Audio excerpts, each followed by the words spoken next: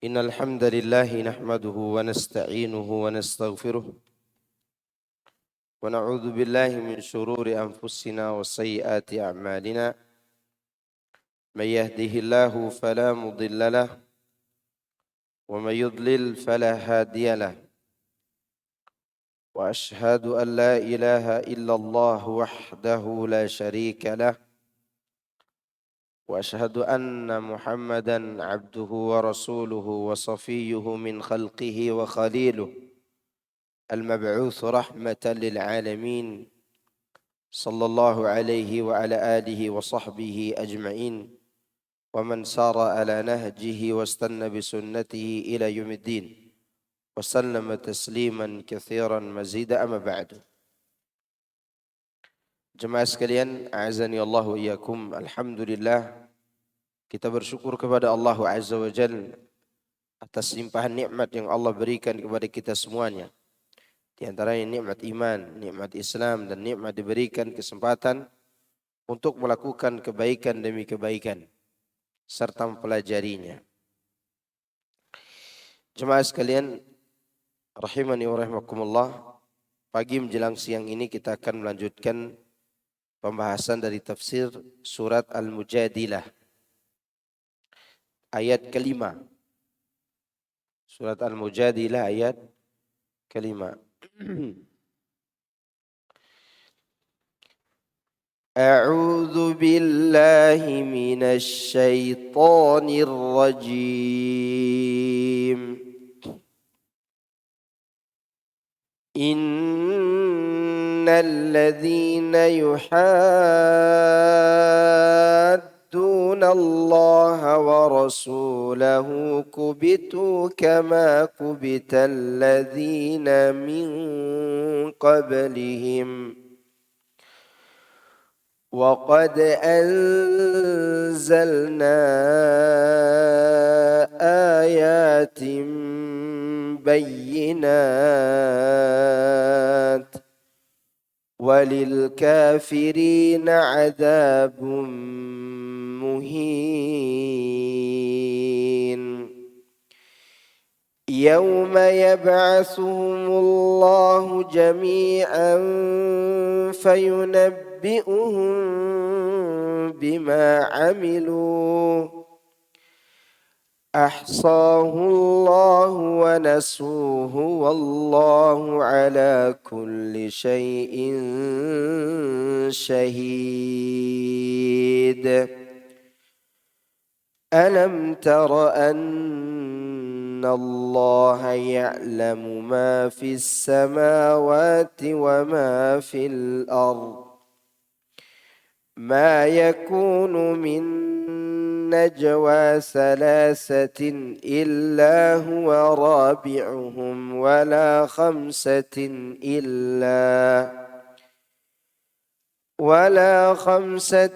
إلا هو سادسهم ولا أدنى من ذلك ولا أكثر إلا هو معهم أينما كانوا ثم ينبئهم بما عملوا يوم القيامة إن الله بكل شيء عليم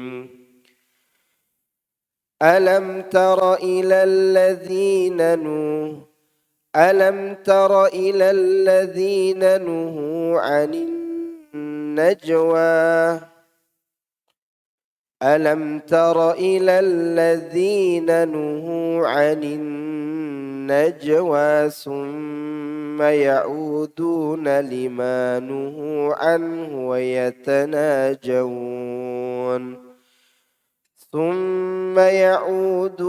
لما نهوا عنه ويتناجون بالإثم والعدوان ومعصية الرسول وإذا جاءوك حيوك بما لم يحيك به الله ويقولون في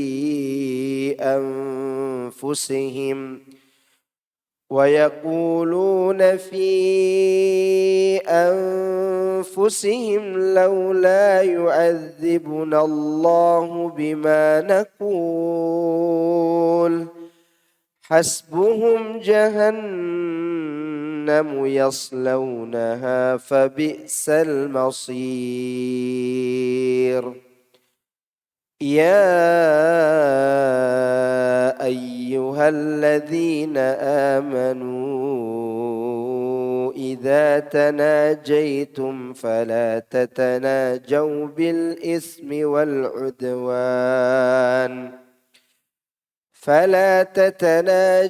بالإثم والعدوان ومعصية الرسول وتناجوا بالبر والتقوى واتقوا الله الذي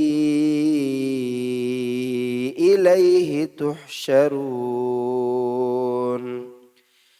إنما النجوى من الشيطان ليحزن الذين آمنوا وليس بضارهم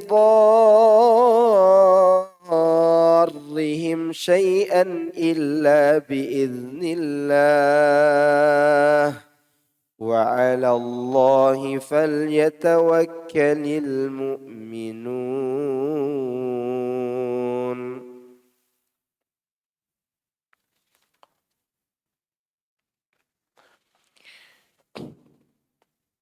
Allah Subhanahu wa taala menceritakan mengenai orang-orang yang menentang Allah dan Rasul-Nya sallallahu alaihi wasallam serta orang-orang yang membangkang terhadap syariatnya. Mereka itu, kata Allah Azza wa Jalla, kubitu kama kubital ladzina min qablihim. Pasti mendapat kehinaan sebagaimana orang-orang sebelum mereka telah mendapatkan kehinaan. Maksudnya ialah mereka dihinakan, dilaknat, dan direndahkan. Ini sebagaimana Allah lakukan terhadap orang-orang yang serupa dengan mereka sebelumnya. Siapa di antara orang-orang sebelum mereka itu? Kaum Ad, kaum Samud, kaum Judais, kaum Imlaq. Mereka orang-orang yang telah dibinasakan oleh Allah seakar-akarnya. Jadi ada manusia yang sampai seketurunan pun dihabisi oleh Allah. Mereka adalah golongan orang-orang Arab Baidah. Arab apa namanya? Baidah. Ya. Dan memang manusia raksasa itu ada, sebelumnya ada. Jadi manusia raksasa itu bukanlah dongeng, bukan. Hakikatnya ada. Hanya saja mereka sombong, mereka angkuh, mereka tidak mau mengikuti kebenaran. Ya. Ini yang dimaksud orang-orang sebelum mereka. Artinya begini, Allah ingin membandingkan secara aulawiyah. Yang kuat seperti Ad, Thamud, Judais, Imlaq. Fisiknya kuat, cerdas otaknya, besar badannya, kemampuan arsiteknya untuk membangun luar biasa waktu itu. Harta dilimpahkan, anak diperbanyak. Mereka diazab juga oleh Allah karena durhaka kepada Rasul yang diutus kepada mereka. Apalagi kayak anda-anda yang kecil-kecil begini, begitu maksudnya.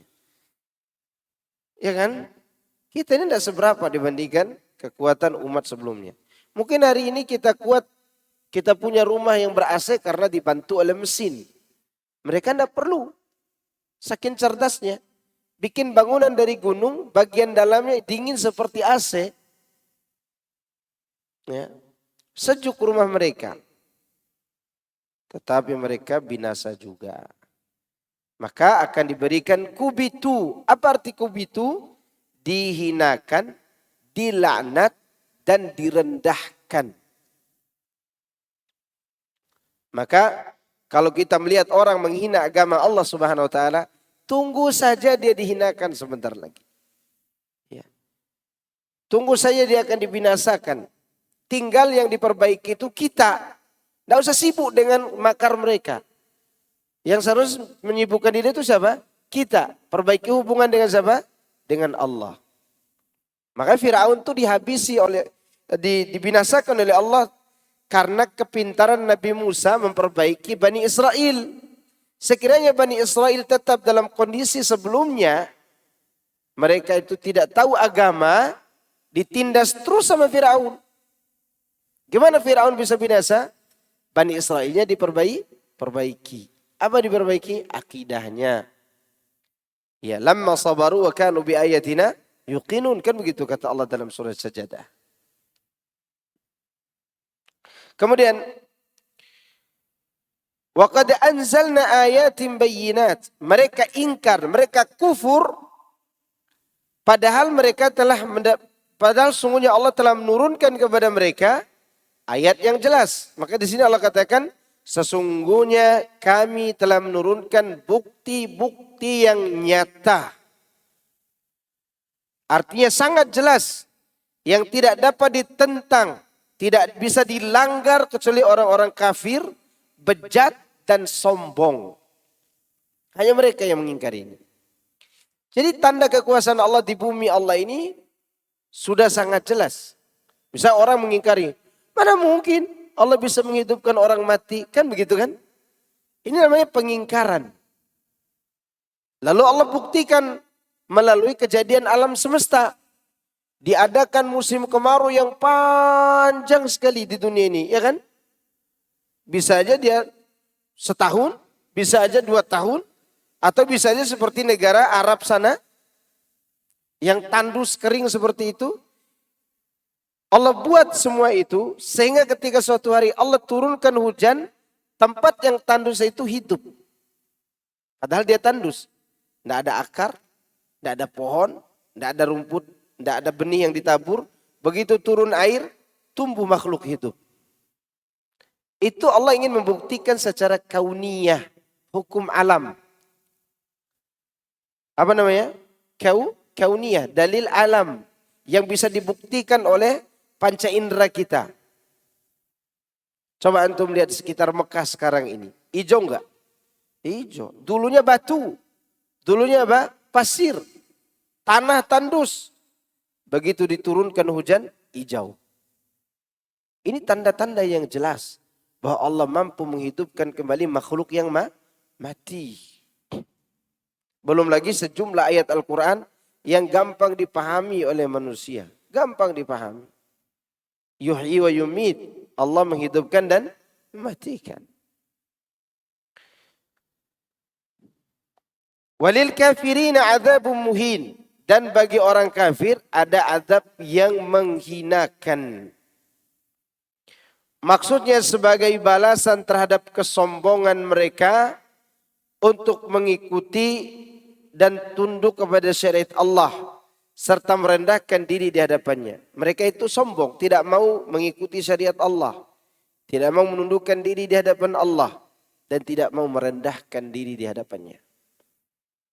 Setiap orang yang sombong akan dihinakan oleh Allah. Siapapun dia. Ya. Kemudian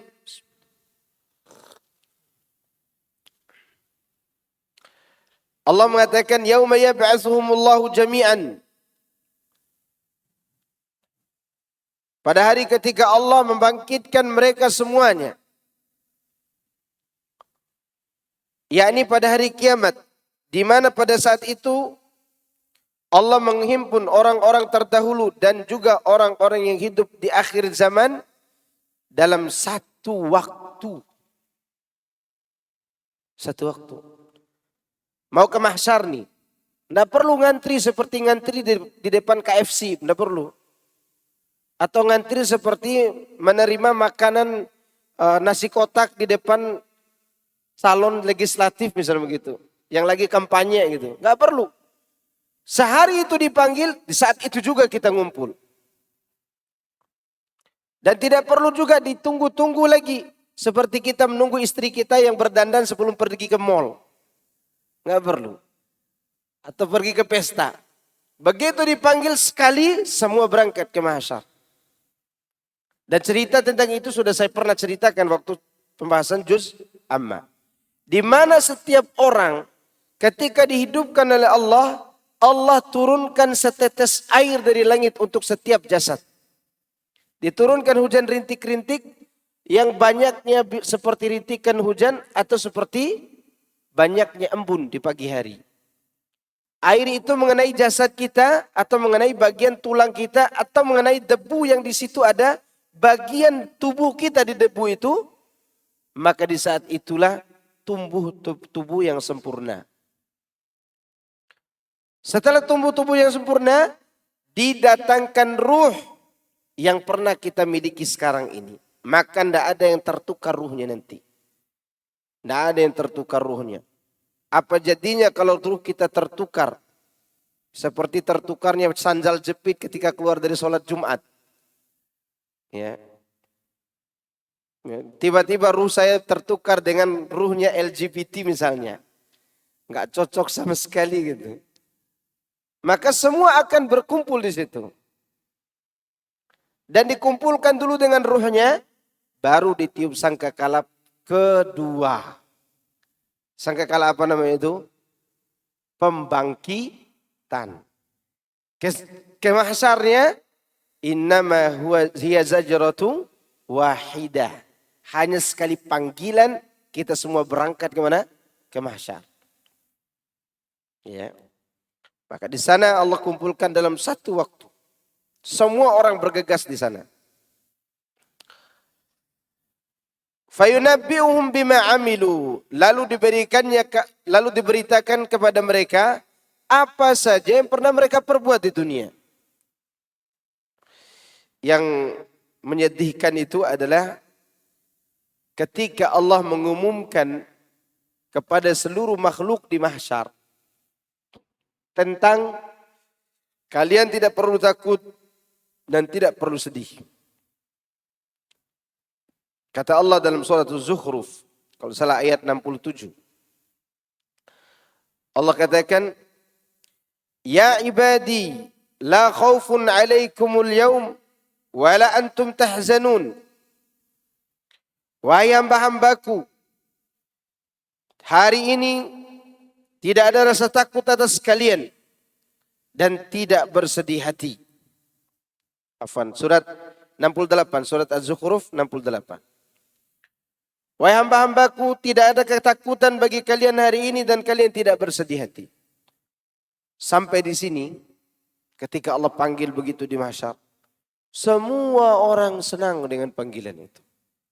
Yang kafir, yang muslim, yang taat, yang maksiat, mungkin bencong-bencong juga semuanya gembira waktu itu. Sebagaimana disebutkan dalam tafsir Ibnu Katsir yang lain.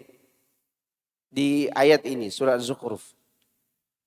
Bahwa di saat Allah panggil, hei hambaku, tidak ada rasa takut atas kalian hari ini. Dan kalian tidak bersedih hati. Semua orang bergembira. Sampai orang kafir pun gembira. Apalagi orang beriman. Kafir aja gembira saat itu. Ketika Allah lanjutkan firman-Nya, itu ayat berikutnya 69. Alladzina amanu bi ayatina wa kanu muslimin. Yang dipanggil itu adalah orang-orang yang beriman kepada ayat-ayat kami dan dulu mereka biasa berserah diri kepada Allah. Wa kanu, kalimat kana dalam bahasa Arab terkadang diterjemahkan dengan kebiasaan. Wa kanu muslimin, kebiasaan mereka yang beriman dengan ayat-ayat kami ini, mereka berserah diri kepada Allah. Nah itu yang tidak bersedih dan tidak takut tadi. Maka setelah Allah menyebut sambungannya ini, semua orang kafir, munafik dan zindik mereka berputus asa. Ya, itu yang disebutkan oleh Allah dalam surah Ar-Rum, surat Al-Ankabut. Walladzina kafaru biayatina walladzina kafaru biayatillah wa liqa'ihi ulaika ya'isu min rahmati wa ulaika lahum adzabun alim. Dan orang-orang yang kafir terhadap ayat-ayat Allah dan dia kafir terhadap hari pertemuan dengan Allah, mereka akan berputus asa dari rahmat Allah pada saat itu. Kapan? Ketika Allah memanggil seperti ini. Ya ayyuhalladzina ya ibadi, wahai hambaku, dipanggil dulu, jangan sedih. Begitu Allah katakan, siapa yang tidak boleh sedih, yang tidak akan sedih itu orang yang beriman dengan ayat-ayat Allah. Berarti yang biasa ingkar, mereka tidak dapat. Akhirnya putus asa. Ulaika ya'isu min rahmati. Mereka yang akan berputus asa dari rahmatku, kata Allah. Dan mereka akan mendapatkan azab yang pedih.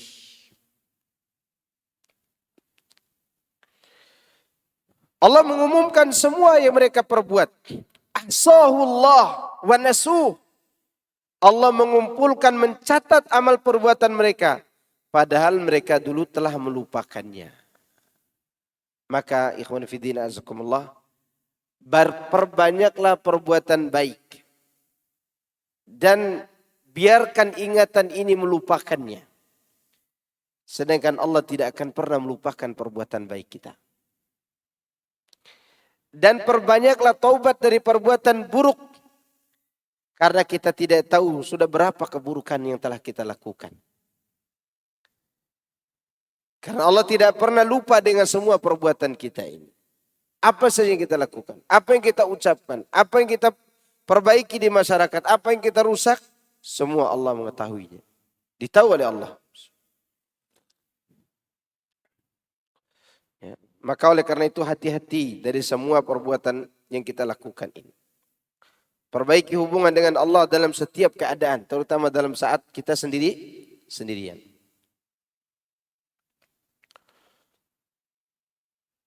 Ahsahullah wa nasu. Dengan kata lain, Allah menjaga dan memelihara amal perbuatan mereka, sedang mereka sendiri telah melupakannya. Mereka sendiri telah melupakan. Entah itu amal baik maupun amal buruk. Biarkan orang melupakan kita dalam kebaikan kita. Kita tidak peduli. Biarkan orang tidak memuji kita di saat kita berbuat baik. Biarkan orang tidak tahu apa hubungan baik kita dengan Allah. Tapi Allah tidak akan pernah lupa dengan semua kebaikan kita. Sebaliknya hati-hati dengan perbuatan buruk. Karena Allah tidak akan pernah lupa dengan perbuatan buruk itu. Namun perlu kita pahami ikhwan fiddin azakumullah. Sesungguhnya Allah Subhanahu wa taala, meskipun dia tahu banyak tentang aib kita, apabila kita mencapai derajat golongan yang tidak dihisab dan tidak diadab, maka semua itu tidak akan diproses nanti di hari kiamat. Karena orang yang sampai pada derajat tidak dihisab, tidak diadab itu, mereka tidak akan diberitakan perbuatan buruk mereka. Artinya tidak dibongkar perbuatan buruk mereka. Mereka hanya akan disuruh melalui hisab itu dalam keadaan aman. Tidak diadab dan juga tidak dihisab. Apakah orang-orang ini tidak pernah berbuat dosa? Pernah. Umar, dia berbuat syirik. Umar pernah menjadi orang zalim? Ya tidak. Mereka pernah berbuat salah, tapi kesalahannya dihapus oleh Allah. Dan mereka memperbaiki hubungan spesial mereka dengan Tuhan mereka. Yang wajib mereka kerjakan, yang sunnah mereka kerjakan, yang haram mereka jauhi, yang makruh mereka jauhi. Maka inilah golongan orang-orang yang tidak dihisab, tidak diadab. Ya. Atau golongan kedua yang akan dihisab dengan hisab yang mudah tapi juga malu di hadapan Allah. Bagaimana malunya? Dia akan diampuni oleh Allah tapi dia disuruh dulu mengaku perbuatan dosamu waktu ini di tempat ini, dengan siapa kau berbuat dosa, dia dengan apa kau sendiri atau dengan orang, itu ditahu oleh Allah Azza wa Jalla. Jika hamba ini bertaubat dan dia betul-betul perbaiki hubungannya dengan Allah, maka dia masuk dalam golongan muktasid. Muktasid itu orang-orang yang dihisab hisaban yasira. Hisab yang mudah. Ya, hisab yang mudah di sini bukan nama kamu siapa, ya, sudah berapa jauh kilometer motormu, bukan begitu. Hisab yang mudah di sini adalah dia dibawa oleh Allah di satu tempat yang tidak dilihat oleh orang. Artinya ditutup semua pandangan mata. Lalu Allah menampakkan semua maksiat yang dia lakukan di depan matanya. Allah bertanya, "Afa'alta dzamba kadza wa kadza?" Benar kau lakukan dosa ini dan itu? Si hamba mengaku, "Ayya Rabbi na'am." Wahai Rabbku, iya, aku melakukan dosa itu. Kemudian hamba ini ditanya lagi oleh Allah dengan untuk mengakui dosa berikutnya, dia mengatakan dengan perkataan yang sama. Sampai dia mengira bahwa dirinya akan dilemparkan ke dalam api neraka Jahannam.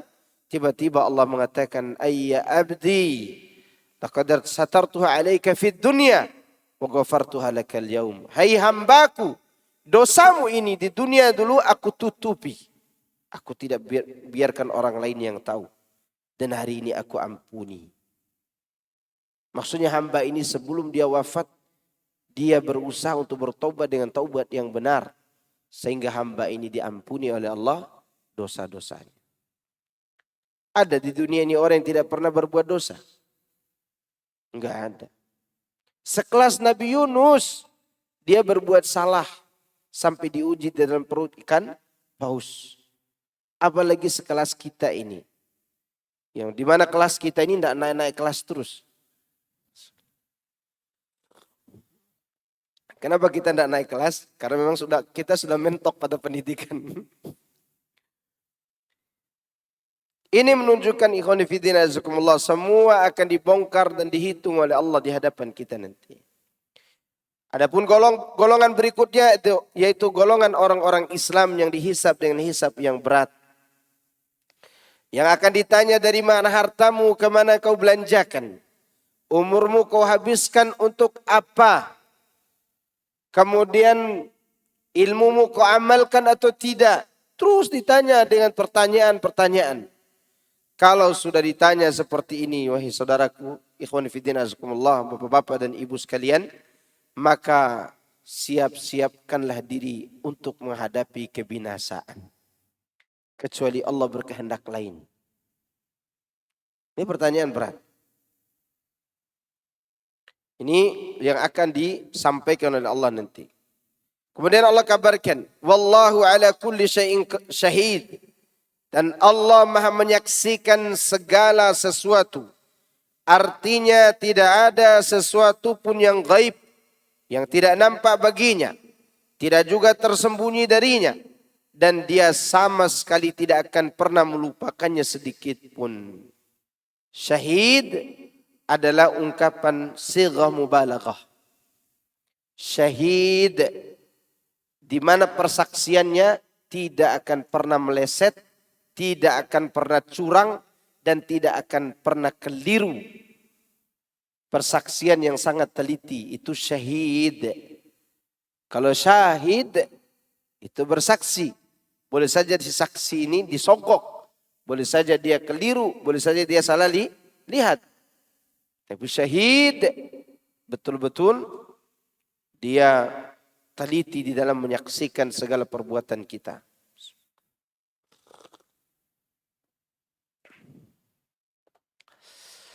Selanjutnya Allah Azza wa Jalla berfirman memberitahukan tentang ilmunya yang meliputi seluruh makhluknya serta pengawasannya terhadap mereka, pendengarannya akan ucapan mereka, dan penglihatannya terhadap tempat di mana dan bagaimana mereka. Jadi Allah memberitahukan tentang keluasan ilmunya. Alam tara anna Allah ya'lamu ma fis samawati wa ma fil ardi ma yakunu min najwa thalathatin ila akhiril ayat. Tidakkah kamu perhatikan bahwa sesungguhnya Allah mengetahui apa yang ada di langit dan apa yang ada di bumi. Tidak ada pembicaraan rahasia antara 3 orang, yakni rahasia yang ada di antara 3 orang tersebut, illa huwa rabi'uhum, kecuali Allah yang keempatnya. Wala khamsatin illa huwa sadisuhum. Tidaklah 6 orang, tidaklah 5 orang, melainkan Allah lah yang keenamnya. Wala adna min dzalika wala akthar illa huwa ma'ahum aynama kanu. Dan tidak pula pembicaraan antara jumlah yang kurang dari itu atau lebih banyak, melainkan Allah ada bersama mereka dimanapun mereka berada. Bersama di sini maksudnya sesuai dengan penafsiran ayat ini dari ayat sebelumnya, yaitu Allah mengetahui. Yang bersama kita di sini adalah ilmunya, bukan zatnya. Karena kalimat ma'a dalam bahasa Arab termasuk kata atau kosakata yang multi tafsir. Bisa bersama begini, bisa bersama salah satu sifatnya. Misalnya anak lagi meeting Zoom misalnya. Dengan misalnya anak ini direktur misalnya. Direktur perusahaan PT Umroh begitu misalnya. Antum nanya, Ustadz sama siapa? Lagi sama bendahara. Saya lagi sama bendahara. Sama bendahara di sini sama apanya? Suaranya. Wajahnya yang terlihat di gambar. Orangnya kemana? Di Sumatera Utara misalnya. Itu namanya bersama juga, tapi bersama sifatnya. Jadi di sini tidak bisa diartikan Allah bersama manusia dengan zatnya, enggak. Seperti yang dikatakan oleh Imam Al-Muzani, salah seorang murid besar, murid seniornya Al-Imam Syafi'i, yang belajar sama beliau selama di Mesir, kalau salah 5 tahun. Dan beliau yang menyelamatkan madhab Syafi'i. Beliau katakan Allah itu ada di atas arsy, berpisah dengan zat makhluknya. Tapi dia bersama makhluknya dalam sifat ilmunya. Itu ini maksud. Kata Al-Imam Al-Muzani dalam kitabnya Usulu Sunnah. Dalam kitabnya Syarh Sunnah.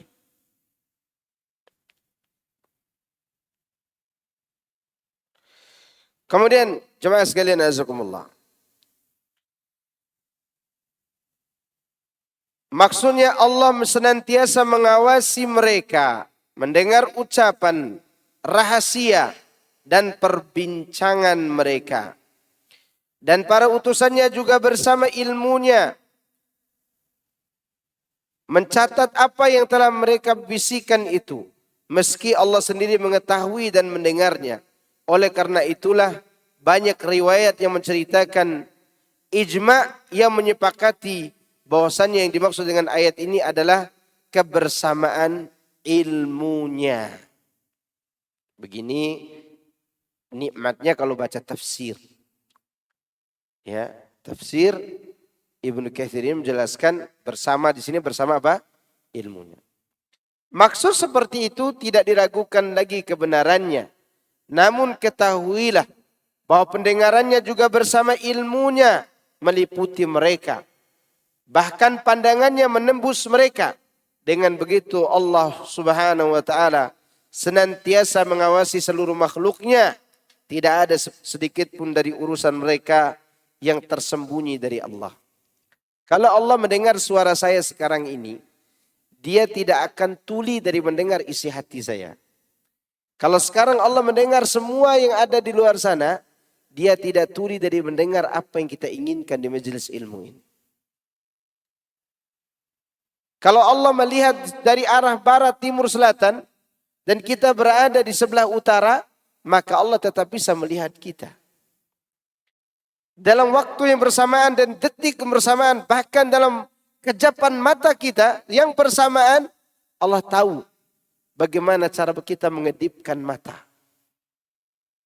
Antum dan saya berkedip mata, Allah tahu. Bahkan ketika antum bayar belanjaan di Indomaret, mengedipkan mata dengan kasirnya, Allah tahu. Tahu kedipan matanya dan tahu juga tujuannya. Hati-hati. Ya. Dan ini menunjukkan bahwa Allah itu Maha tahu segala-galanya. Dan ini memenjarakan kita di dalam sebuah penjara yang bernama ketakwaan. Dan disitulah kita berada dalam penjara yang memberikan kenikmatan. Karena kita merasa diawasi oleh Allah. Dan ini disebut dengan muraqabah. Apa namanya? Muraqabah. Dan ini yang membuat kita terlatih untuk terus muraqabah. Sebagaimana Allah kabarkan tentang dirinya, innallaha kana 'alaikum raqiba. Sungguhnya Allah mengawasi kalian semuanya. Kalau orang-orang Romawi meyakini Tuhan mereka berwajah dua, depan dan belakang, maka kita meyakini bahwa Allah punya wajah, kita tidak tahu bagaimana bentuknya. Karena orang-orang Romawi kuno dulu, mereka meyakini bahwa Tuhan mereka itu punya dua wajah. Masa depan dan masa lalu. Agar dia mengawasi perbuatan orang di masa lalu, dia punya wajah di belakang.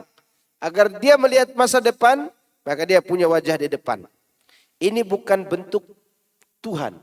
Ini khayalan orang-orang Romawi. Allah tidak bisa dikhayalkan seperti itu. Bagaimana bentuk penglihatan dan pendengarannya? Wallahu a'lam. Tapi kita wajib meyakini dia punya pendengaran dan penglihatan.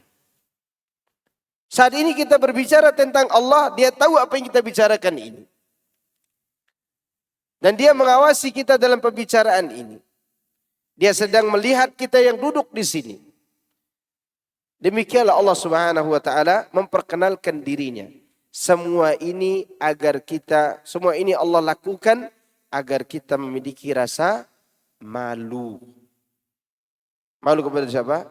Kepada Allah. Tsumma yunabbi'uhum bima 'amilu yaumal qiyamah. Kemudian pada hari kiamat nanti Allah memberitakan semua apa yang mereka kerjakan. Innallaha bikulli syai'in alim. Kembali Allah perkenalkan dirinya. Sesungguhnya Allah Maha mengetahui segala sesuatu. Alim termasuk sigha mubalaghah. Ya, segala sesuatu dia tahu. Dia mengetahui, dia memahami. Segala bahasa dia pahami. Tidak ada yang tidak dipahami oleh Allah. Mau bahasa Papua, bahasa Sumatera, bahasa Melayu, bahasa Bima, bahasa Jepang, bahasa apa saja Allah tahu semuanya. Sampai burung berbicara dengan burung pun Allah tahu bagaimana cara berbicara. Ya. Sampai seekor semut yang kita tidak mengerti bagaimana cara dia meletakkan kakinya.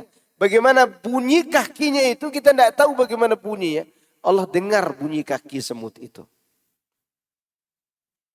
Sebegitu berilmunya Allah Subhanahu wa taala, luasnya pengetahuannya, maka sebagian manusia tidak mengerti bermuamalah dengan Allah sebagaimana Allah kabarkan tentang dirinya. Ini adalah merupakan kedurhakaan. Sekali lagi semua itu Allah perkenalkan diri agar kita malu dan bertakwa kepada Allah Azza wa Jalla. Kemudian jemaah sekalian azakumullah, ayat selanjutnya. Alam tara ila alladhina nuhu 'anil najwa thumma ya'uduna lima nuhu anhu. Apakah kamu tidak perhatikan orang-orang yang telah dilarang mengadakan pembicaraan rahasia, kemudian mereka kembali mengerjakan larangan itu. Dan dia lantas mengatakan, yakni orang-orang Yahudi. Yang dimaksud berbicara rahasia di sini orang-orang apa? Yahudi pada zaman itu. Dan ini larangan bukan hanya untuk mereka, juga untuk kita. Larangan ini juga untuk siapa? Untuk kita. Yang berbicara rahasia tentang aib orang. Tentang aib tetangga. Berbicara rahasia untuk menjatuhkan kehormatan seorang da'i. Untuk menjatuhkan kehormatan seorang muslim. Berencana untuk menghabisi orang-orang Islam. Berbicara secara rahasia, ini namanya najwa yang terlarang. Najwa artinya berbicara sembunyi-sembunyi, berhasia. Ada rencana yang di balik pembicaraan itu. Ya. Maka oleh karena itu, ibu-ibu jemaah sekalian, juga bapak-bapak, jangan banyak nongkrong, berkumpul-kumpul yang tidak ada gunanya. Ya ujung-ujungnya bicarain orang. Kalau sudah tidak ada lagi yang dibicarain, nanti yang kena gibah suami masing-masing. Ya kan? Ini kebiasaan yang harus ditinggalkan.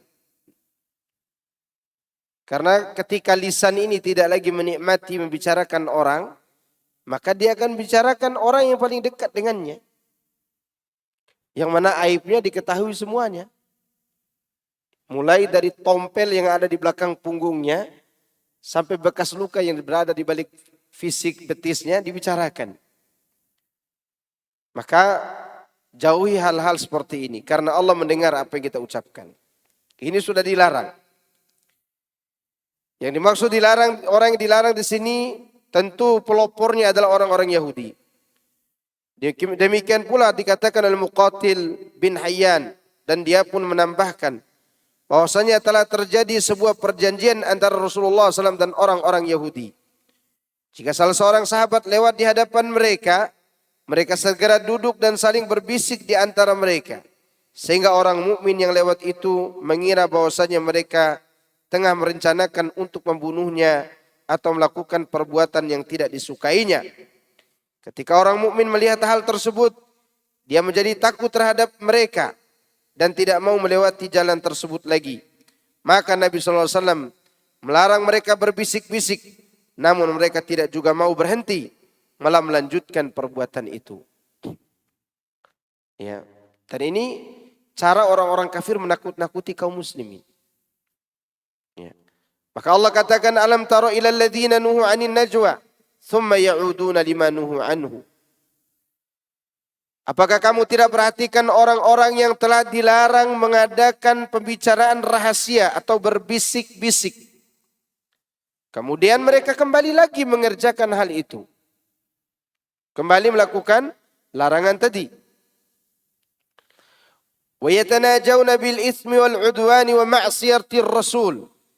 Dan mereka mengadakan pembicaraan rahasia untuk berbuat dosa, permusuhan, dan durhaka kepada para rasul. Artinya adalah mereka saling membicarakan masalah dosa yang terjadi di antara mereka. Dan itu berkaitan dengan mereka. Wal udwan, dan permusuhan, yakni yang berkaitan dengan orang lain selain mereka.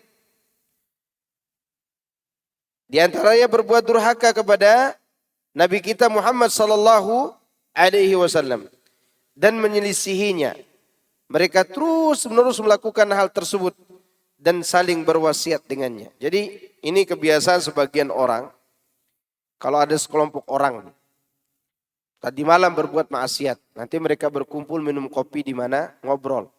Tadi malam saya selingkuh sama fulanah, saya fulana. Jadi mereka berbincang. Sampai hari ini masih ada. Sampai hari ini masih ada.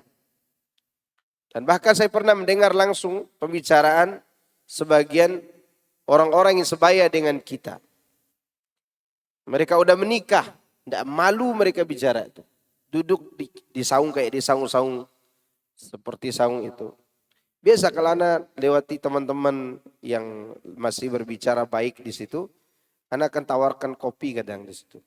Begitu saya duduk, mereka sedang bicara tentang selingkuhnya tadi malam. Akhirnya saya pergi.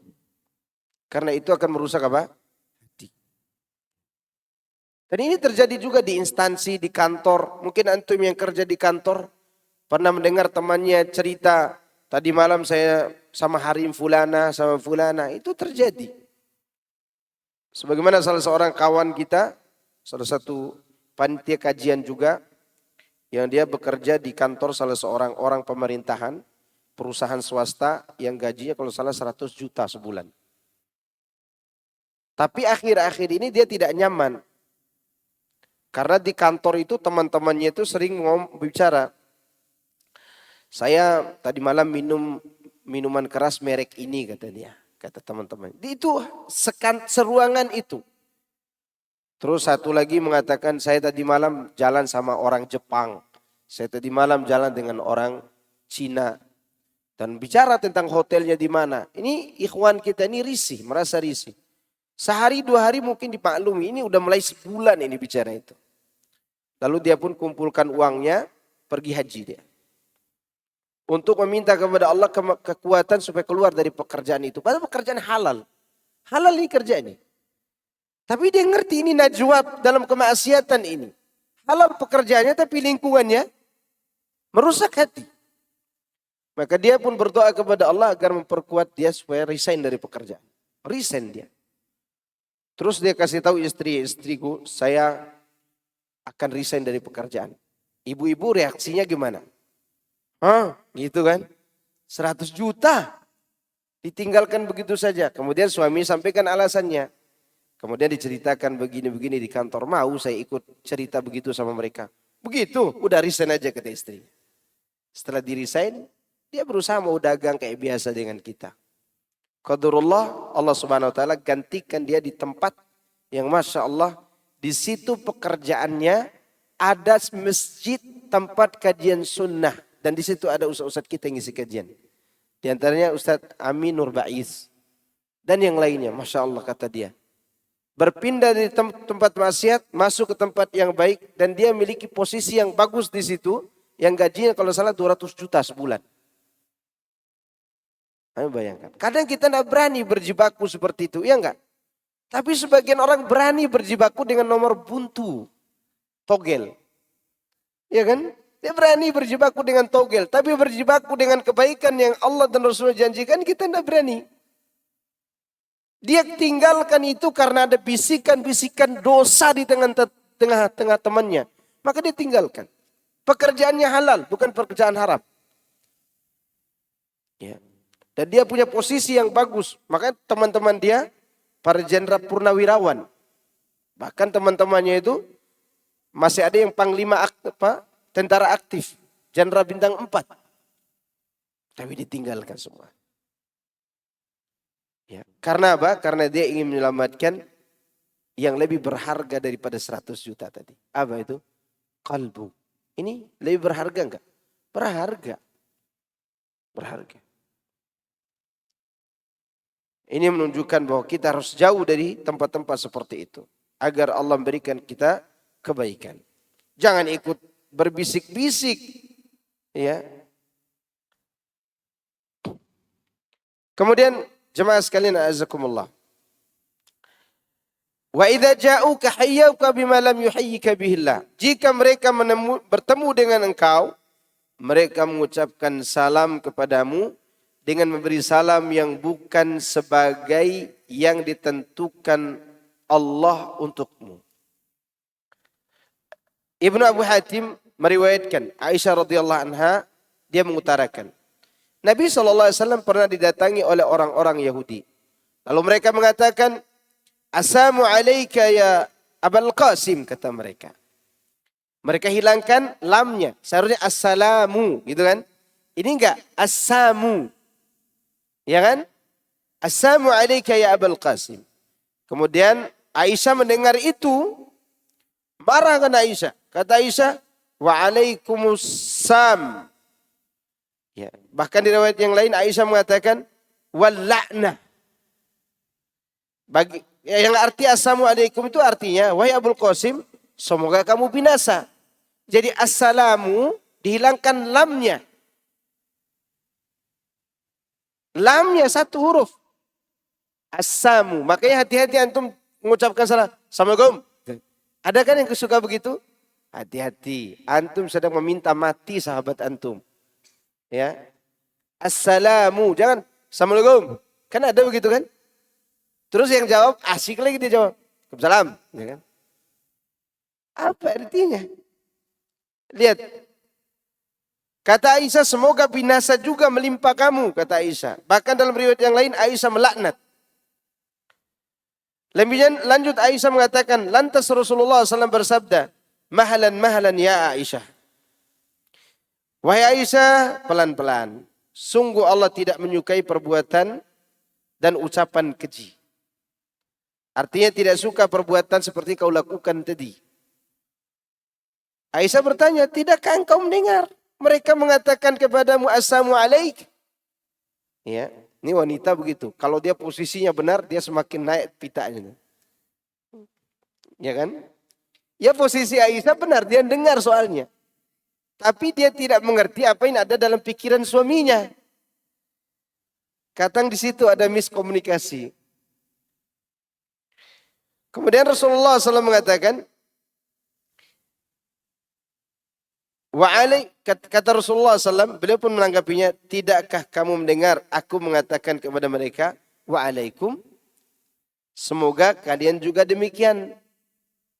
Ya, Rasulullah tidak menambahkan wa'alaikumu assam, tidak.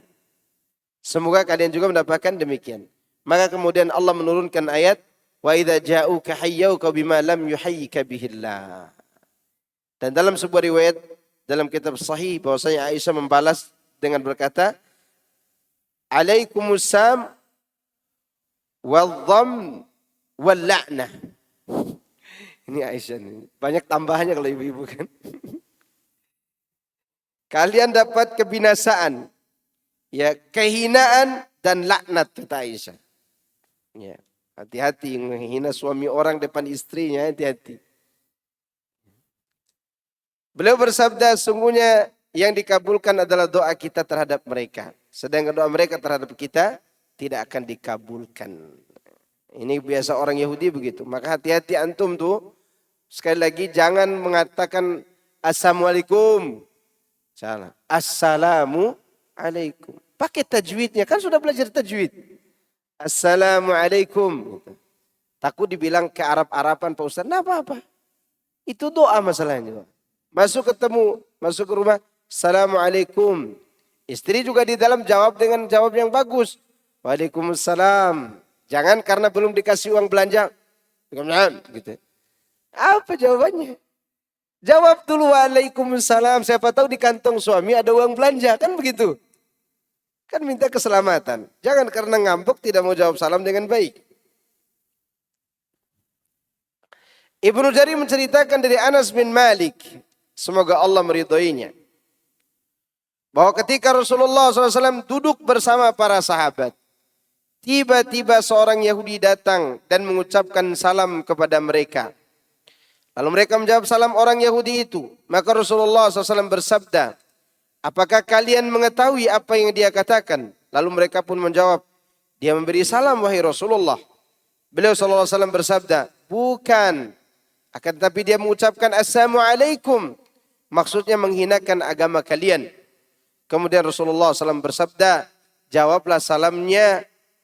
Maka mereka pun memberikan jawaban kepadanya. Lalu beliau bertanya, apa yang kalian jawab? Samun alaikum. Ya, jawaban mereka. Maka Rasulullah mengatakan, idza sallama ahadun alaikum min ahli alkitab faqulu alaika. Apabila salah seorang ahlul kitab mengucapkan salam kepada kalian, jawabnya dengan wa'alaika. Wa'alaika atau wa'alaikum. Nggak usah ditambah.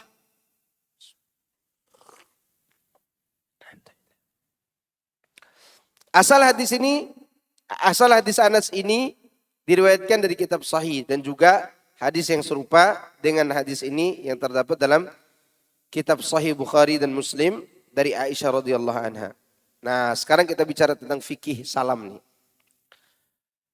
Jika orang kafir memulai salam kepada kita, kita tidak boleh mulai salam kepada mereka. Kita ucapkan salam kepada orang kafir, assalamualaikum begitu, tidak boleh. Tapi pertanyaannya adalah, jika mereka memulai salam kepada kita, ya, ntar saya buka dulu ayatnya. Jika mereka mulai salam kepada kita dan salamnya dipahami, assalamu alaikum. Jelas enggak itu? Hah? Jelas enggak? Apa yang akan kita jawab?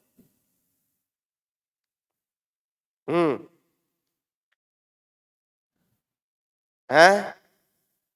Wa alaika atau kita jawab lengkap?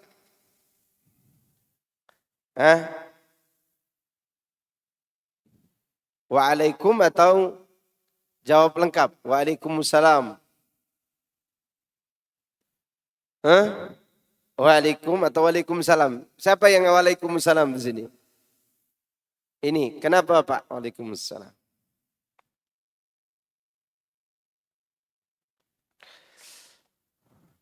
Ya, kenapa? Antum lihat surat An-Nisa ayat 86. Dari hadis ini dan surat An-Nisa 86 ini kita akan mengambil fikihnya bagaimana cara mematukan ayat itu dengan hadis tadi. Karena ayatnya umum nih. Coba antum perhatikan surat An-Nisa ayat 86. Walaupun khilaf para ulama tapi kita akan membahas dulu. Wa idza huyyitum bi tahiyyatin fahayyu bi ahsana minha. Wa idza huyyitum bi tahiyyatin fahayyu bi ahsana minha aw rudduha. Innallaha kana ala kulli syai'in hasiba. Apabila diberi salam kepada kalian, maka balaslah salam itu dengan yang lebih baik. Atau balas yang semisal. Sungguhnya Allah akan memperhitungkan segala sesuatu. Menghisap segala sesuatu. Ayat ini tidak menyebutkan siapa yang mengucapkan salam.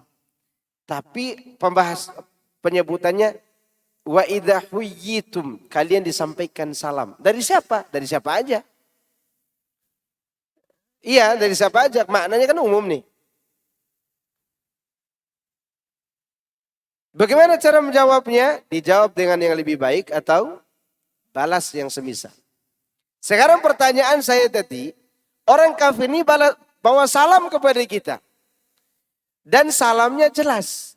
Assalamu alaikum. Apa jawabannya? Harus sama, ini perkataan Bapak tadi sama. Atau balas dengan lebih baik. Antum katakan jawabnya wa alaika. Alasan antum katakan wa alaika itu karena berdasarkan hadis tadi.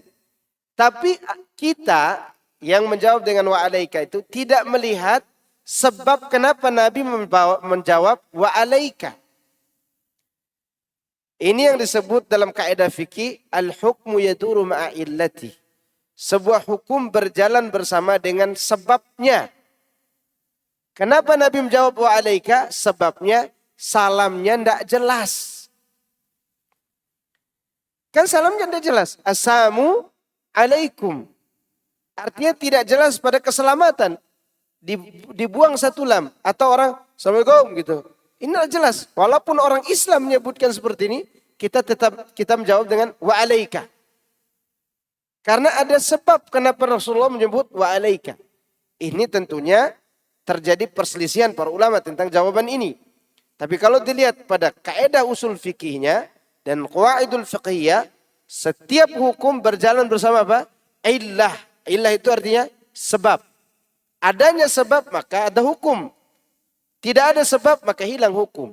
Hukum menjawab wa alaika dan dilarang jawab salam dengan sempurna karena ada sebab. Sebabnya tidak jelas salamnya.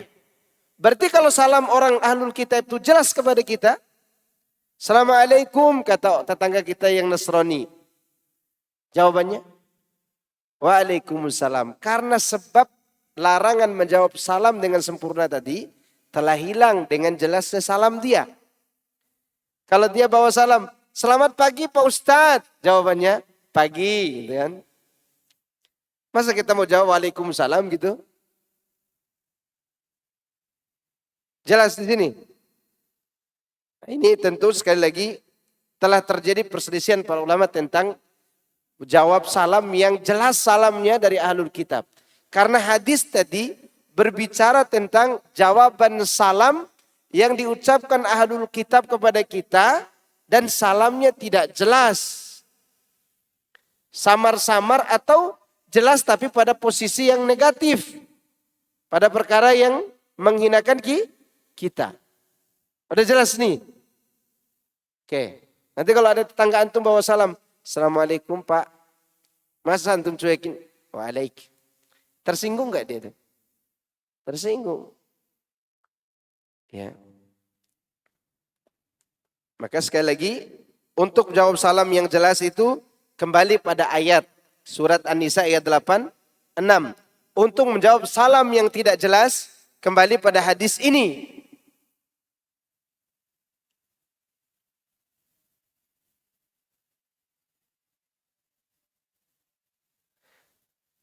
Itu berarti antum masih mengikuti pendapat sebagian ahli ilmu. Kalau antum jawab waalaikumsalam tidak apa-apa. Karena dia masih hidup.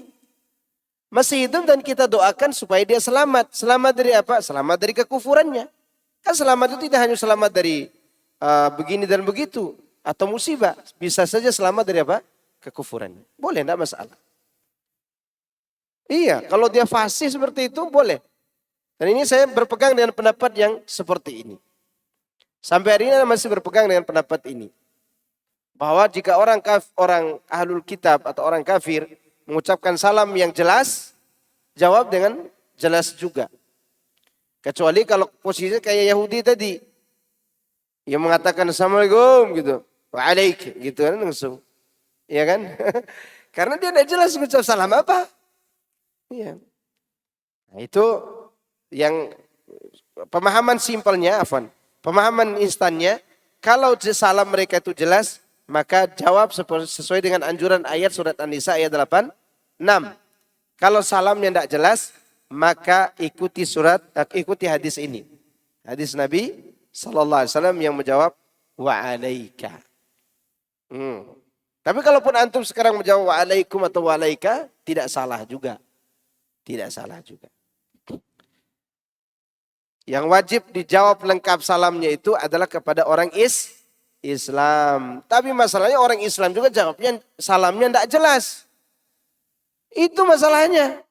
Nah kita ajarin kepada dia. Akhi kalau salam tuh assalamu alaikum. Assalamu alaikum gitu. Dan kita yang jawab jangan jawab waalaikum salam. Salah. Karena antum matikan huruf mimnya. Waalaikumsalam. Karena itu ada alif lam yang terbuang. Kalau waalaikumsalam gitu.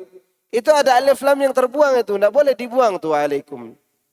Harusnya waalaikumsalam. Ditasydid sinnya. Ya.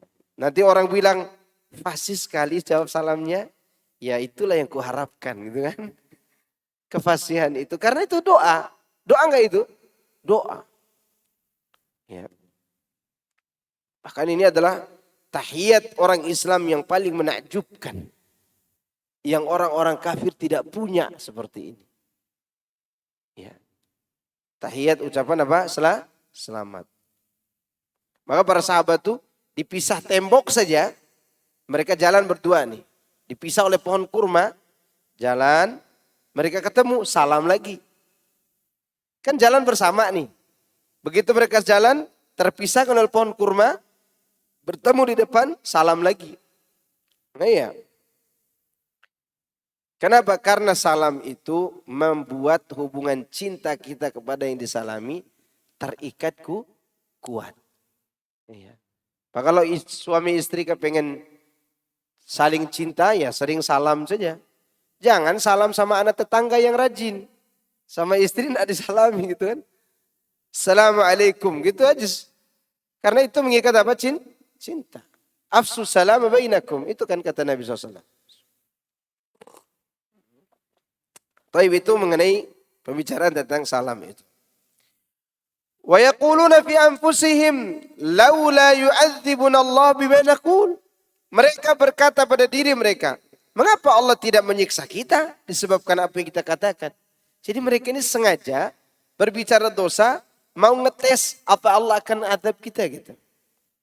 Maksudnya ialah mereka mengerjakan hal itu dengan mengucapkan perkataan menyimpang dan pembelokan salam. Karena hal itu di dalamnya merupakan celaan. Meski begitu mereka mengatakan di dalam hati mereka. Andai saja dia seorang nabi, ya pasti Allah mengadab kita semua atas ucapan kita terhadapnya dengan terhadap yang tersembunyi itu. Karena Allah mengetahui apa yang kita sembunyikan. Jadi Yahudi ini tahu. Yahudi ini tahu gak Allah melihat dan mendengar ucapan mereka? Tahu. Cuman mereka itu ingin menanti. Ini benar nabi enggak nih? Kita ngomongin aja yuk gitu kan. Kalau diazab Allah berarti dia nabi nih gitu. Kalau tidak diazab Allah ini kayaknya pendusta gitu. Mereka ingin mengetes seperti itu.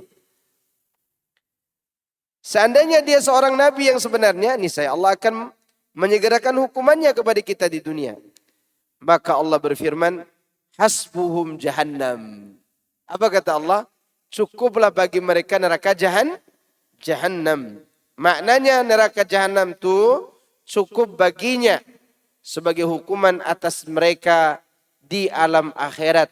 Yaslaunaha fabi'sal masir.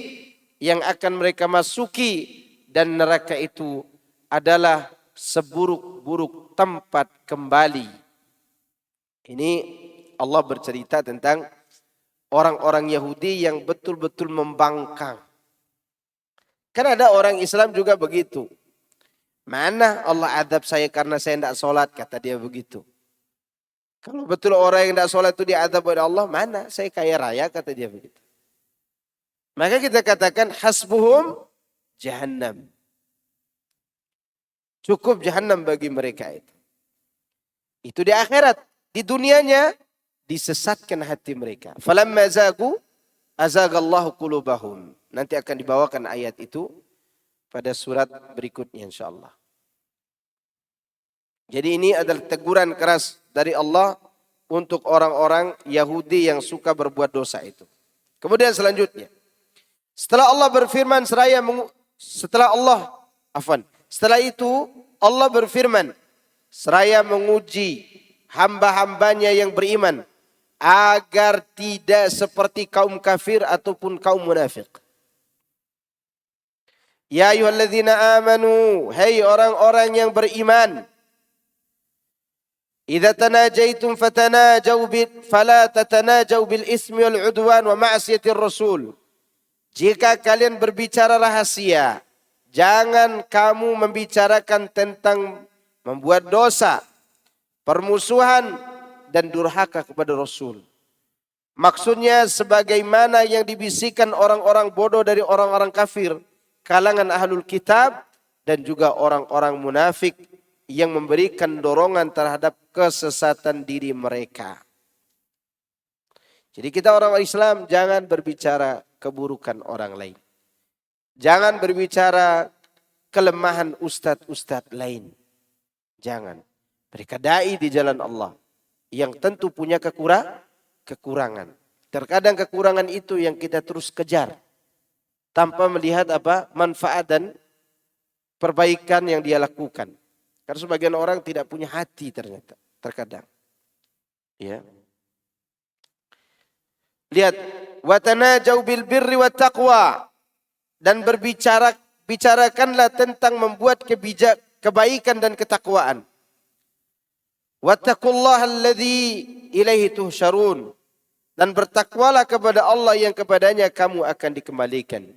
Maksudnya Allah akan memberitahukan kepada kalian semua tentang perbuatan dan ucapan kalian yang telah Dia perinci satu persatu pada diri kalian. Sungguh kelak Dia akan memberikan balasan kepada kalian. Jadi di sini Allah memanggil orang yang beriman. Kata Abdullah bin Mas'ud, ini panggilan kesayangan. Panggilan kasih sayang. Kalau antum temukan ayat-ayat Al-Quran yang ada panggilan ya ayyuhalladzina amanu, pasti setelah panggilan itu ada tugas yang tidak bisa dikerjakan kecuali bagi orang yang beriman. Tidak bisa dikerjakan orang munafik, tidak bisa dikerjakan oleh orang-orang Yahudi, tidak bisa dikerjakan oleh orang-orang zindik, orang-orang Syiah, atau orang yang menyimpang keyakinannya. Yang bisa mengerjakannya orang yang beriman yang sempurna keimanannya. Maka dipanggil siapa? Orang yang beriman. Untuk berpuasa, siapa yang dipanggil? Orang yang beriman. Untuk bertakwa, siapa yang dipanggil? orang yang beriman. Untuk berbicara rahasia yang baik dan takwa, siapa yang dipanggil? Orang yang beriman. Maksudnya Allah akan beritahukan hal itu secara terperinci. Imam Ahmad meriwayatkan dari Safwan bin Mihraz. Dia berkata, aku pernah memegang tangan Ibnu Umar radhiyallahu anhuma ketika dihalang oleh seorang laki-laki. Lantas dia bertanya, bagaimana engkau mendengar Rasulullah SAW tentang perbincangan rahasia pada hari kiamat kelak? Ibnu Umar menjawab, aku pernah mendengar Rasulullah SAW bersabda. Ini pembicaraan rahasia hari kiamat. Maka jangan ngumbar dosa. Jangan kasih tahu kepada orang dosa kita. Ya, jangan berbicara dengan teman-teman, dulu aku begini, dulu aku begitu. Ya. Terus temannya tersebut istrinya lagi. Istriku dulu. Ini jangan marah ya istriku. Aku pernah duduk sama wanita di pinggiran kuburan Cina. Di situ ada pohon beringin. Saya duduk sama dia pegangan tangan bermesraan. Ku katakan engkau seperti rembulan yang berjalan di bumi. Istri yang ngomong, kau tak pernah ucapkan itu kepadaku. Akhirnya bertengkar. Udahlah bertengkar, ajukan surat cerai. Gara-gara apa? Najwa yang membawa dosa. Jangan. Rahasiakan itu urusan kita dengan Allah. Dan pasangan kita pun tidak perlu kita tanya. Kamu pacaran sama siapa dulu? Tolong ceritakan. Setelah diceritakan, sakit hatilah dia.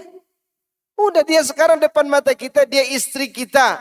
Atau Anda suami istri Anda. Udah enggak usah dibicarakan siapa mantannya dulu. Ya. Kalau dibicarakan mantan saya panjang mancung hidungnya misalnya begitu dibilang. Tingginya 170. Terus kalau dia berjalan seperti kita Spanyol katanya begitu.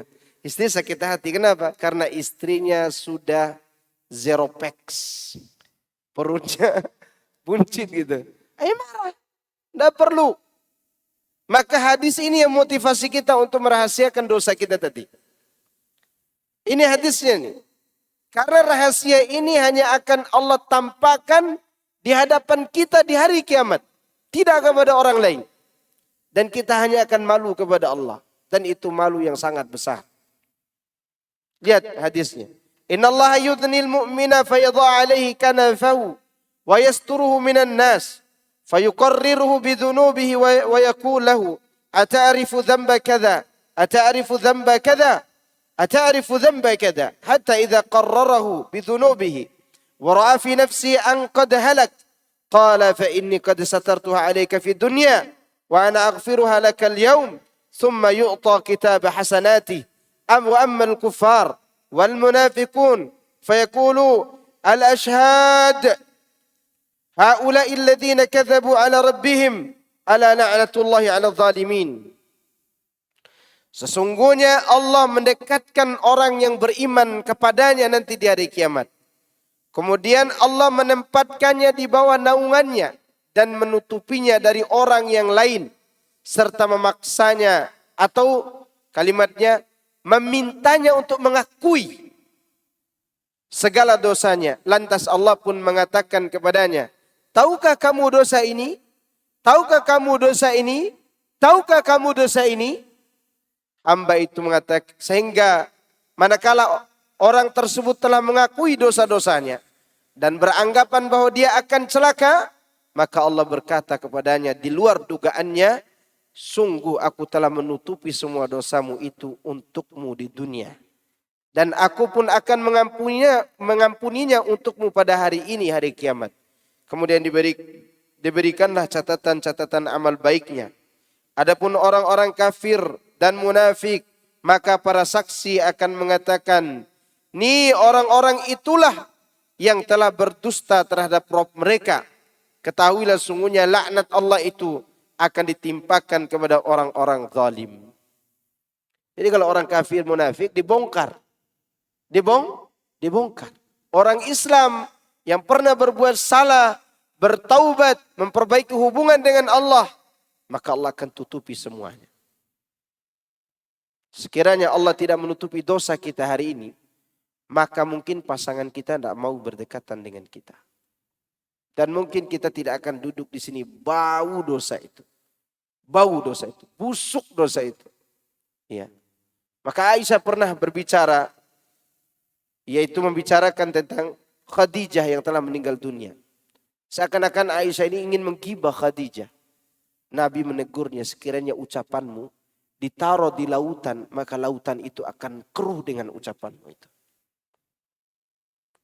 Teguran tuh, satu ucapan buruk kita, kalau diletakkan di lautan, itu lautan yang jernih itu menjadi keruh, jadi kotor. Bagaimana dengan tangan kita, lisan kita, mata kita, ucapan kita, dan semua yang kita lakukan, tentu lebih kotor lagi. Tapi dengan rahmat dan kasih sayangnya, Allah menutup semua itu. Dan disinilah kita bersyukur kepada Allah Subhanahu wa ta'ala. Ya. Kemudian lanjutan ayatnya, innama najwa minasyaitan, sungguhnya berbisik-bisik itu adalah datang dari syaitan agar membuat orang-orang yang beriman itu bersedih. Kan orang musuh-musuh kita ini kalau kita lewat sebenarnya mereka tidak ngomong apa-apa, cuman ingin membuat kita apa? Sedih. Iya enggak? Walaisa bidarrihim syai'an, agar kita tidak baperan. Allah mengatakan bisikan itu tidak mudaratkan orang beriman sedikit pun. Illa biiznillah, kecuali atas izin Allah. Ya. Wa 'alallahi falyatawakkalul mu'minun. Dan hanya kepada Allah lah hendaklah orang-orang beriman itu bertawakal. Maksudnya pembicaraan rahasia di sini tidak lain ialah hal-hal yang dirahasiakan, yang dengannya seorang mukmin bisa jadi berprasangka buruk. Maka kalau kita duduk bertiga, jangan dua orang berbisik, kasihan yang satu. Termasuk berbisik itu menggunakan bahasa daerah yang tidak ditahu oleh temannya. Iya kan? Ini ada dua orang Madura, duduk dengan orang Pekanbaru. Dua Madura ini sedang membicarakan tentang HP iPhone. Dia tidak bicarakan kawannya, dia sedang membicarakan HP iPhone. Ngomonglah mereka berdua. Yang satu nih sedih. Kenapa? Jangan-jangan dia ngomongin anak yang baru beli iPhone kemarin ini. Kebetulan dia baru beli HP apa? iPhone. Dan ini menyedihkan, jangan membuat orang lain sedih. Bahkan kalau bisa ikhwan, buat orang lain bahagia. Karena orang yang membuat orang lain bahagia itu, Allah akan undang kebahagiaan di hatinya. Ya. Jangan undang kesedihan bagi orang lain. Di sini sebutkan najwa itu minasyaitan. Termasuk dari setan. Maksudnya hal tersebut bersumber dari mereka yang membicarakan rahasia tentang bujukan syaitan dan rayuannya untuk membuat kaum mukminin sedih. Maksudnya untuk mencelakai mereka. Padahal itu sama sekali tidak dapat mencelakai orang beriman kecuali atas izin Allah Azza wa Jalla. Nah, kita yang beriman pun jangan saling menyedihkan. Jangan saling membuat orang lain apa? Sedih. Kalau bisa antum jadilah sebagai seorang laki-laki yang membuat taman bunga yang indah. Yang apabila antum menginginkan kupu-kupu, antum tidak perlu cari kupu-kupu itu. Antum tanamkan bunga di taman antum, kupu-kupu akan datang. Bahkan belalang pun ikut datang. Jadi kupu-kupu itulah kebahagiaan. Ya. Kupu-kupu dan sekawanannya itulah kebahagiaan. Yang tidak perlu kita cari di luar sana kebahagiaan itu. Buat orang lain bahagia, kita akan bahagia. Itu maksudnya. Siapa di antara yang kita buat bahagia? Pasangan kita, anak kita, orang dekat kita, orang-orang yang sedang kesusahan kita berikan hiburan kepada dia, agar dia semangat hidup. Dengan itu Allah akan berikan kebahagiaan di hati kita. Nah kalau kita sering bisikin tetangga kita tentang apa yang dia lakukan, ya kita sendiri akan kena batunya nanti. Ya. Atau teman-teman kita tidak bicarakan dia, tapi dia sedih gara-gara kita, maka hindari itu. Kasihan orang-orang yang beriman itu. Oleh karena itu barang siapa yang merasakan hal tersebut, maka hendaklah dia bersegera memohon perlindungan kepada Allah serta bertawakal kepadanya. Itu merasakan sedih tadi karena dibisikin. Karena sungguhnya tidak ada sesuatu pun yang dapat mencelakai kecuali dengan izin Allah. Dalam sunnah Rasulullah SAW telah dikeluarkan larangan untuk berbisik-bisik yang dapat menyakiti orang lain. Ini sebagaimana yang diriwayatkan oleh Imam Ahmad dari Abdullah bin Mas'ud. Dia berkata, Rasulullah SAW bersabda, "Idza kuntum salasatan fala yatanajathnani duna sahibihima fa inna dzalika yuhzinu." Jika kalian sedang bertiga, maka janganlah kalian saling berbisik-bisik berdua saja dengan mengabaikan yang selainnya, karena hal itu dapat menyedihkan hatinya. Ya. Demikianlah hadis dinukilkan oleh Imam Bukhari dan Muslim. Dalam riwayat yang lain, in kuntum salasatan, idza kuntum salasatan, fala yatanajathnani duna thalis illa biiznih, fa inna dzalika yuhzinu. Sama lafadznya tapi ada tambahan, kecuali dengan izinnya. Jadi kita minta izin dulu. Afwan akhi, ana ingin bicara rahasia dengan dia tapi bahasa daerah. Boleh enggak? Boleh kata dia. Udah bicara aja. Pakai bahasa daerah. Kalau diizinkan boleh. Tapi kalau dia katakan udah selesai, oh berarti dia tersinggung. Udah enggak usah bicara lagi. Nanti kalau mau berbicara rahasia, pergi berdua saja. Tapi jangan sampai membuat orang lain apa? Tersinggung. Lalu bagaimana kalau kita berdua bicara pakai bahasa kita? Orang lainnya ada 5 orang. Boleh nggak kita berdua bicara? Boleh, karena dia ada temannya. Ya, kalau 5-5-nya itu bersedih, keterlaluan juga. Ya. Maka oleh sebab itu jangan bernajwa yang membuat apa? Yang membuat orang yang sedih. Kecuali kalau kita berbicara rahasia yang mengundang ketakwaan. Misalnya kita lihat teman kita ini kayaknya lagi ada masalah dengan ekonominya. Lalu kita beberapa orang berbicara bahasa kita. Gimana kalau kita bantu dia? Bantu dia, kemudian kita usahakan menghibur dia. Kemudian kita pun oke, kita patungan, berikan kepada dia surprise. Ini mungkin cukup untuk antum belanja berapa minggu ini. Senang dia. Ya, berarti teman-teman ini sedang membicarakan tentang kebutuhan kawannya. Karena ada teman kita tidak mau bicara kesusahannya kepada kita. Tidak mau dia. Saya punya grup angkatan ya. Ada salah seorang ustadz yang Masya Allah selalu ceria orang. Selalu ceria. Dia tidak pernah cerita kesusahannya kepada orang lain. Dia seumuran anak. Dia tidak pernah bicara kesusahannya. Waktu pandemi, anaknya sakit. Sekarang anaknya udah meninggal dunia. Anak laki-lakinya. Sakit kelainan jantung dari lahir. Jadi selama pandemi itu ketika anak telepon, "Assalamualaikum Ustaz." "Waalaikumsalam Kiai Maskur." Dia panggil anak Kiai.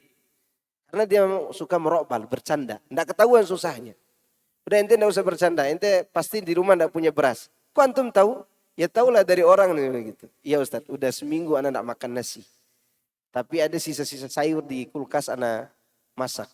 "Oh udahlah, ente tidak usah bercanda lagi." Ya, terkadang ada orang seperti ini yang perlu kita perbincangkan tentang dia. Di grup kita bicara, "Ayo kita patungan yuk, ada teman yang mau dibantu." Ada dia di situ, dia tidak diberitahukan. Maka kita patungan. Dan orangnya kadang ustadz-ustadz ini tidak mau bicara kesusahannya. Tidak bicara. Tentu kita yang jadi sahabatnya sensitif dong. Harusnya apa? Sensitif. Karena sahabat-sahabat kita itu siapa tahu dari mereka Allah Subhanahu wa taala menolong kita nanti di hari kiamat. Ada yang tahu dari siapa kita ditolong oleh Allah. Sekarang kita ini hanya menanam. Panennya kapan? Nanti di hari kiamat. Ya. Oleh karena itu kalau mau berbicara rahasia, bicaralah dalam konteks kebaikan dan ketakwaan. Jangan dibicarakan aib orang lain, jangan. Itu tidak ada manfaatnya. Tidak ada apa? Manfaatnya. Saya kira cukup ya. Ada pertanyaan silakan.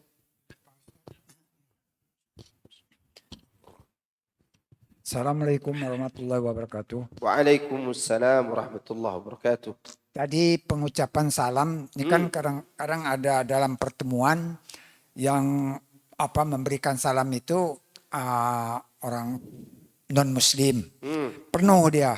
Terus kita jawab informasi Pak Ustadz tadi penuh kita jawab. Tapi kalau tidak jelas kita jawab assalamualaikum. Waalaikum. wa alaika. Iya. Terus yang kedua, ini dalam WA Pak Ustadz. Kadang-kadang kita menulis Assalamualaikum itu disingkat, Waalaikumsalam, terus ada warahmatullahi wabarakatuhnya itu disingkat. Itu Disingkat bagaimana? juga jawabannya. Karena harus Yang jelas. baiknya bagaimana? Yang tidak boleh disingkat itu sallallahu alaihi wasallam. Tidak usah disingkat. Atau SWT. Apa SWT? Subhanahu wa ta'ala gitu. Atau salam. Waalaikumsalam. Jangan diringkas. Lengkap aja. Tidak capek kita tulis. Apalagi di keyboard itu kita tulis wa. Itu udah muncul lafaz lengkapnya. Tinggal diklik aja itu. Ya kan? Diklik aja. Ya. Taib, ada lagi? Ada cukup anak jawab pertanyaan ini aja ya. Anak kayaknya pamit dengan 2 pertanyaan ini. Karena ada keperluan ini. Ya. Bagaimana hukum membeli mobil motor dari leasing?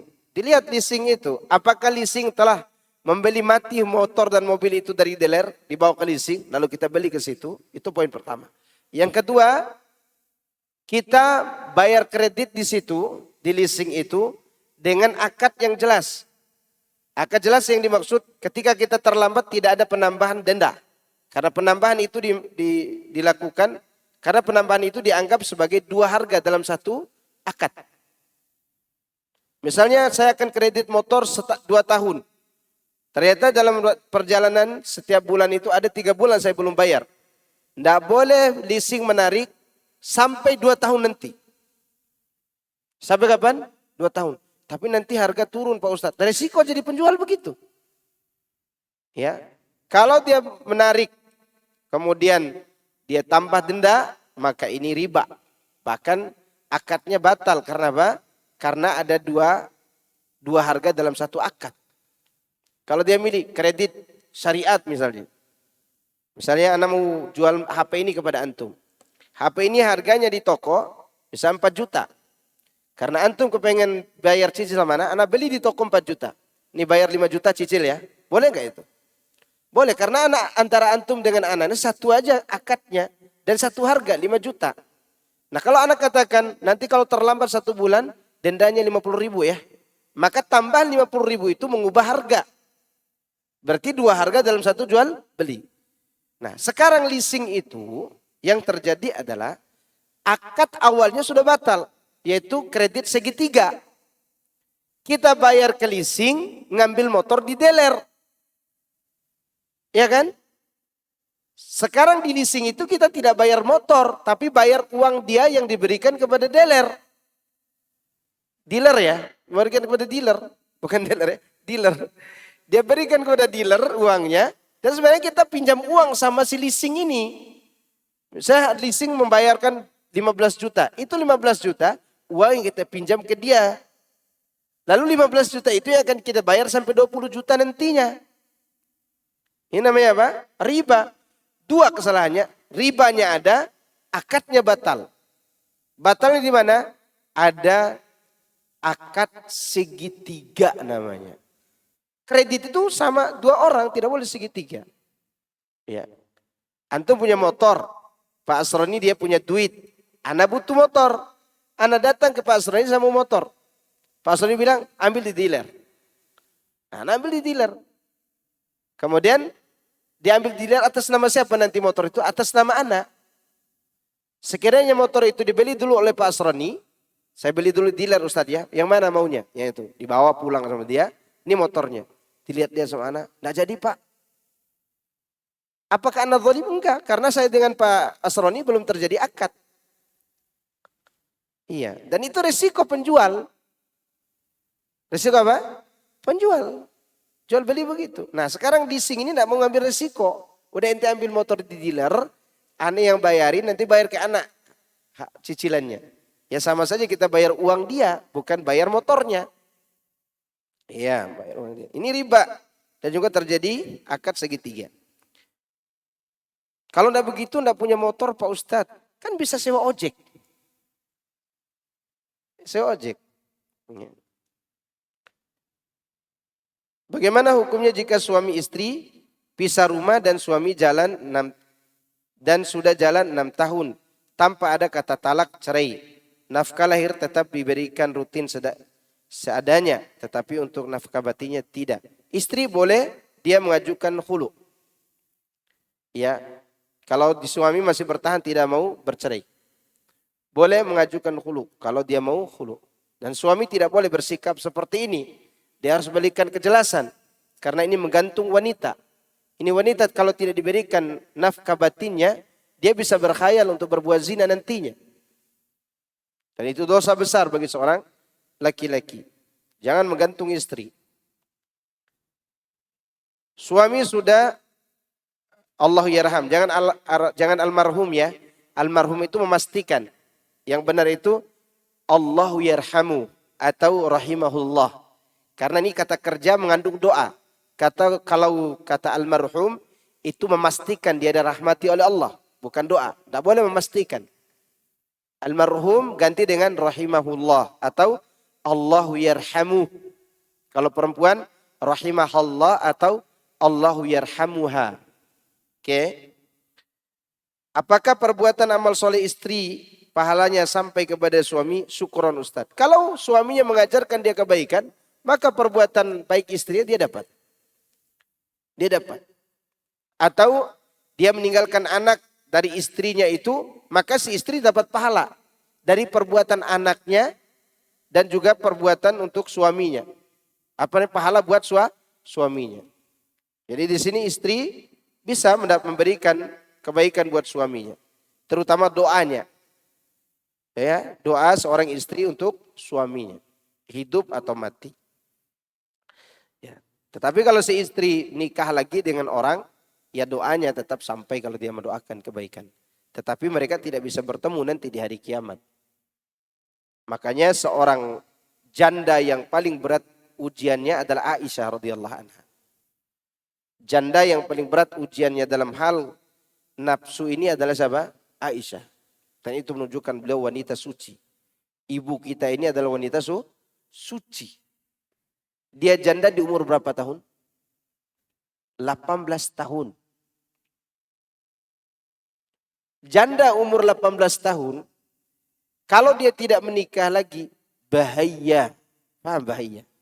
Jadi yaknya ditasydid, bahaya gitu kan. Jangan 18 tahun deh, umur 40 tahun kalau dia janda dan terlambat menikah, juga mengalami bahaya kalau dia tidak bisa memanage dirinya. Maka Aisyah dengan umurnya itu, supaya dia tetap bertemu dengan Rasulullah SAW nanti di hari kiamat, itu pasti. Dan dia dilarang untuk menikah, diharamkan oleh Allah untuk dinikahi istri Nabi itu. Tapi dia manusia, punya nafsu. Apa yang dilakukan Aisyah, dan ini ijtihad beliau yang tidak diingkari oleh ulama yang lainnya. Apa dia lakukan? Dia puasa setiap hari. Demi bertemu dengan suaminya nanti di yaumil kiamat. Untuk mengekang nafsunya dia puasa. Ya. Dan itu belum mampu dilakukan oleh wanita manapun. Ya, tidak mampu dilakukan oleh wanita manapun. Maka doakan suami ibu.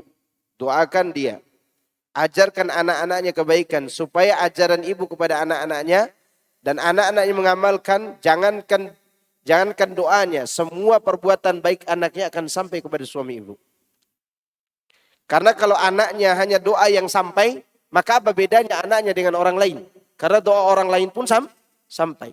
Maka menurut pendapat yang benar. Dan ini pendapat Al-Imam Syafi'i. Semua perbuatan baik anaknya. Baca Qur'annya, zikirnya, sholatnya. Apa segalanya. Dirasakan oleh orang tuanya. Ya. Ustadz, bagaimana dengan salam orang musyrikin Hindu dan Buddha? Adakah perbedaannya? Wallahu alam, ini tidak berani saya jawab. Tidak berani saya jawab. Karena ini Rasulullah sebutkan tadi ahlul kitab.